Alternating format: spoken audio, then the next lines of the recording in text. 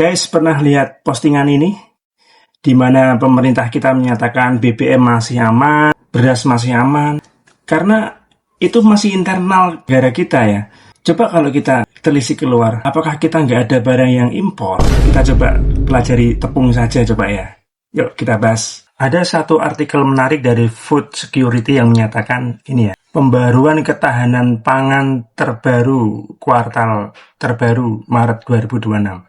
Konflik di Timur Tengah memunculkan berbagai resiko dan mengganggu arus minyak dunia dan pupuk yang melalui Selat Hormuz, yang merupakan jalur utama bagi pasokan pangan pertanian global. Mungkin ya bisa jadi termasuk dari segi pertanian yang kita selalu impor, yaitu tepung tadi ya.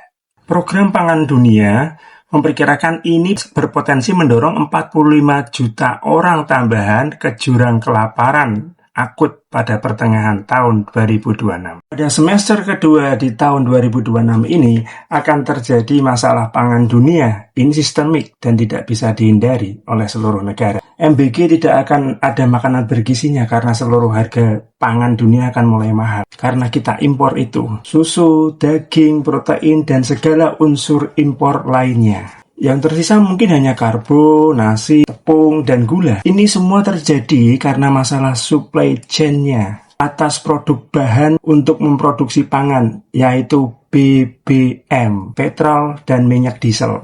Ada apa dengan BBM ini? Yang akan saya bahas di sini bukan karena BBM yang di Indo ya. BBM yang di Indo pemerintah menyatakan itu aman. Tapi ini lebih ke internasional. Kenapa BBM di internasional begitu penting dalam proses industri? Karena produk pangan di dunia tidak mungkin dikerjakan oleh manusia. Karena tidak cepat dan tidak bisa skala industri yang luas. Jadi perlu mesin seperti traktor, mesin packaging, mesin pemanen, dan lain sebagainya. Yang notabene semuanya pasti pakai BBM, bahan bakar minyak. Yang mana jika harga BBM dan diesel yang mahal ini di internasional, ini menyebabkan petani dunia tidak bisa memproduksi dengan skala besar dan kapasitas penuh saat ini dan berpengaruh pada global pangan dunia. Yang kita tahu tepung pasti naik 20% dan akan mulai langka. Karena ini tepung adalah salah satu bahan makanan yang paling dipakai di Indonesia. Kita tahu ya beberapa bulan terakhir mungkin banyak PHK di pabrik-pabrik. Setelah orang karyawan di PHK, karyawan tersebut akan membuka usaha kecil UMKM yang dimana mungkin dia jualan mie, jualan gorengan, yang dimana itu pasti bahan dasarnya adalah tepung. Makanya kita bahas tepung pada saat ini ya.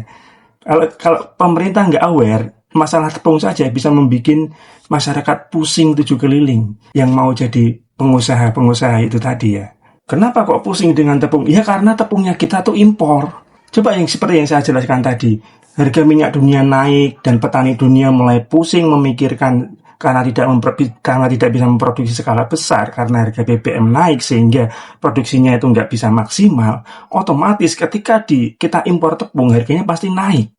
Dan disitulah tantangan pemerintah kita untuk bisa menyelamatkan rakyatnya. Sekali lagi karena tepung kita impor. Belum lagi bahan-bahan yang lain yang kita itu tergantung dengan impor.